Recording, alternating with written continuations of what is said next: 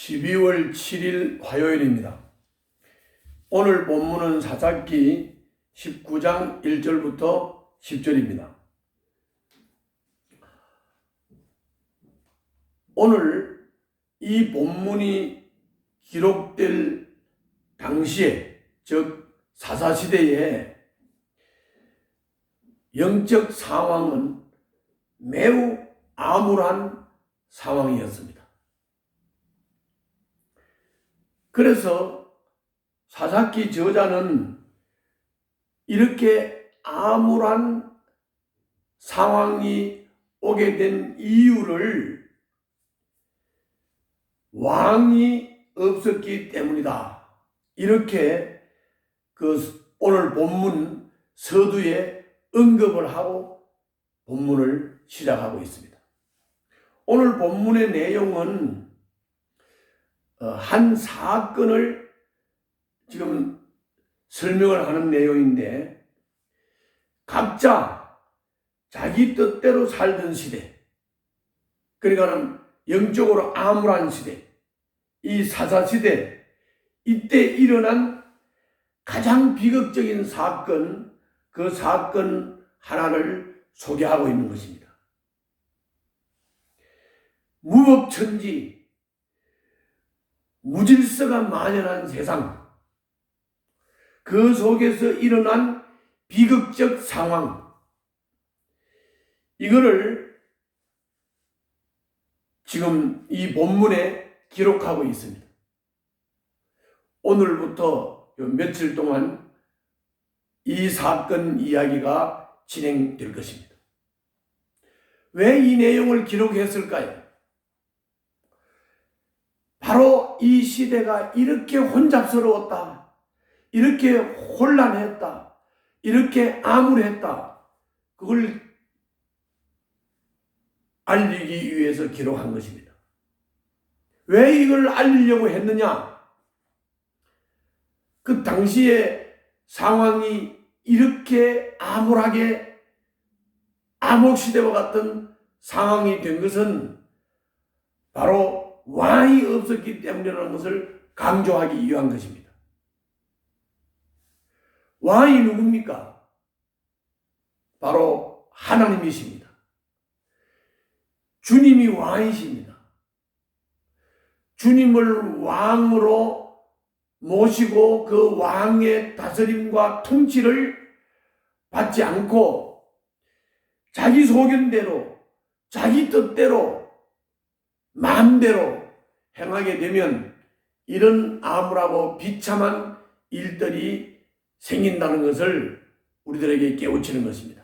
그러면서 하나님을 왕으로 잘 모시라는 겁니다. 자, 그러면 오늘 본문에 소개된 내용을 잠깐 보도록 하겠습니다. 자, 1절부터 10절까지 제가 한번 읽겠습니다. 같이 한번 보시죠. 이스라엘의 왕이 없던 때에 한 레위 남자가 에브라임의 산골에 들어가서 살고 있었다. 그는 유다 땅의 베들레헴에서 한 여자를 첩으로 데려왔다. 레위인은 하나님의 일을 하는 사람이죠. 요새로 말하면 목사나 선교사나 이런 사람들입니다. 그런데 그 일은 안 하고 에브라임 산지에 가서 살았다. 그리고 또 첩을 얻었다. 이렇게 얘기가 시작이 됩니다. 2절입니다. 그러나 무슨 일로 화가 난 그 여자는 그를 떠나 유다 땅의 베들레헴에 있는 자기 친정집으로 돌아가서 넉 달 동안이나 머물러 있었다. 그래서 그 남편은 그 여자의 마음을 달래서 데려오려고 자기의 종과 함께 나귀 2마리를 끌어내어 길을 떠났다. 그 여자가 그를 자기 아버지의 집으로 데리고 들어가자 그 젊은 여자의 아버지가 그를 보고 기쁘게 맞이하였다. 그의 장인, 곧 그 젊은 여자의 아버지가 그를 붙들므로 그는 사흘 동안 함께 지내며 먹고 마시면서 거기에 머물러 있었다. 나흘째 되는 날 그가 아침 일찍 깨어 떠나려고 일어서니 그 젊은 여자의 아버지가 사위에게 말하였다. 빵을 좀 더 먹고서 속이 든든해지거든 떠나게. 그래서 그들 두 사람은 또 앉아서 함께 먹고 마셨다. 그 젊은 여자의 아버지가 사위에게 말하였다. 부디 오늘 하룻밤 더 여기서 묵으면서 기분 좋게 쉬게. 그 사람은 일어나 가려고 하였으나 그의 장인이 권하여 다시 거기에서 하룻밤을 묵었다. 닷새째 되는 날 아침에 그가 일찍 일어나 떠나려고 하니 그 젊은 여자의 아버지가 권하였다. 우선 속이 든든해지도록 무엇을 좀 먹고 쉬었다가 한낮을 피하여 천천히 떠나게. 그들 둘은 또 음식을 먹었다. 그 사람이 일어나 자기의 첩과 종을 데리고 떠나려고 하니 그의 장인인 그 젊은 여자의 아버지가 그에게 권하였다. 자, 오늘은 이미 날이 저물어 가니 하룻밤만 더 묵어가게. 이제 날이 저물었으니 여기서 머물면서 기분 좋게 쉬고 내일 아침 일찍 일어나서 길을 떠나 자네의 집으로 가게. 그러나 그 사람은 하룻밤을 더 묵을 생각이 없어서 일어나서 나귀 두 마리의 안장을 지우고 첩과 함께 길을 떠나 여부서의 맞은쪽에 이르렀다. 여부서는 곧 예루살렘이다. 날이 이제 어두워서 날이 다 저물어 가는 이 시점에 길을 떠났다. 이게 이제 문제지요. 이것이 이제 큰 화근을 불러일으키게 되는 겁니다. 자, 첩이 화가 나서 친정으로 갔고 넉 달 동안 친정에 가 있었고, 그래서 이 여인을 설득을 해서 데리고 오려고 처갓집에 갔는데 나흘을 자꾸 묵으라고 권하는 바람에 묵었어요. 다섯째 날도 가지 말라고 계속 붙잡았어요. 그러나 저물기 직전에 출발을 했어요. 그래서 여부서라는 곳에서 밤을 보내게 됐어요. 여기서 이제 큰 사건이 일어나는데 어떤 사건이 일어나는지는 내일 말씀을 기대하시고요. 자, 여기서 우리가 볼 수 있는 것은 레위 사람은 아까도 말씀드렸지만은 하나님의 일을 하는 사람이에요. 그런데 자기 성읍이 아닌 에브라임 산골에 거처를 삼고 젊은 처녀를 둘째 부인으로 맞이했다. 첩으로 맞이했다.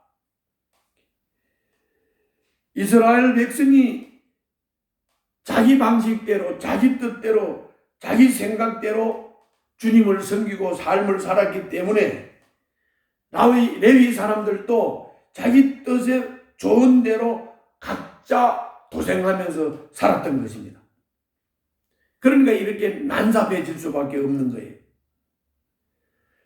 지금도 우리는 비대면 시대라고 하지요.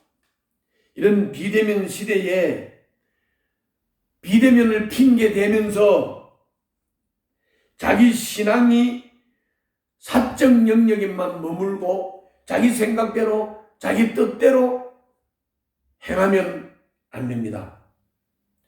다양한 방식으로 서로 소통하면서 담임 목사의 지도를 따라 순종하며 자기 신앙을 지키는데 최선을 다해야 됩니다. 자기 생각대로 자기 뜻대로 행하면 안 됩니다. 하나님의 뜻을 잘 듣고 하나님 뜻대로 행해야 됩니다. 또 이 장인과 이 사위를 잘 한번 보세요. 장인의 그 과도한 호의. 저는 우리 자녀들이 우리 집에 오면은 그냥 하루만 먹었으면 빨리 가서 일하고 빨리 가서 너들 삶을 살아라고 이렇게 권유를 하는데 어떻게 또 하루 묵고 이틀 묵고 3일 묵고 4일 묵고 5일자도 계속 붙잡고 이거 너무 과도한 호의 아닙니까? 레위 사람의 그 우유부단한 태도도 한번 보십시오. 아무리 장인이 잡아도 빨리 자기 길을 가고 자기 집에 돌아가서 자기 일을 해야 될 거 아닙니까? 그런데 이렇게 우유부단하게 또 잡으니까 잡히고 나흘 밤이나 자고 닷새째는 또 밤이 다 됐는데 출발을 하고 하는 이 우유부단한 이 레위인을 한번 보십시오. 정상적인 사람들이 아니지요. 정상적인 여정을 이렇게 늦춰가면서 또 묻고 하는 것 우리가 이해할 수 있습니까? 결국 이 사람들은 닷새째 되는 날 무리하게 저녁이 다 돼서 출발하게 되었습니다. 얼마 못 가서 여부수라고 하는 곳에서 유숙을 해야 될 처지가 되었습니다. 이것이 비극의 발단이 됐다고 아까 말씀을 드렸죠. 일을 자꾸 미루다 보면 시간에 쫓겨서 성급하게 되고 결국 문제가 발생하게 되는 것입니다. 모든 일을 지혜롭게 생각해야 됩니다. 그리고 자기 생각대로 하면 안 되고 하나님의 말씀을 잘 듣고 분별해야 됩니다. 계획한 일은 결단력 있게 행하고 실천해야 되는 것입니다. 결단력이 없어서 우유부단해서 또 지나친 호의를 통해서 우리들의 삶을 엉클이면 안 되겠습니다. 오늘 이 말씀을 거울 삼아 여러분들과 저는 바른 삶을 살아야 되겠습니다. 지혜로운 삶을 살아야 되겠습니다. 내 뜻대로 내 생각대로 행하지 않고 하나님의 뜻을 잘 듣고 분별력 있는 삶을 살아야 되겠습니다. 기도하겠습니다.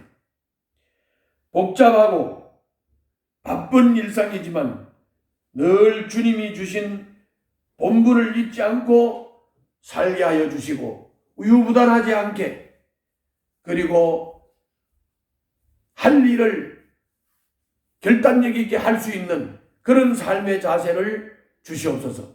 예수님 이름으로 기도하옵나이다. 아멘.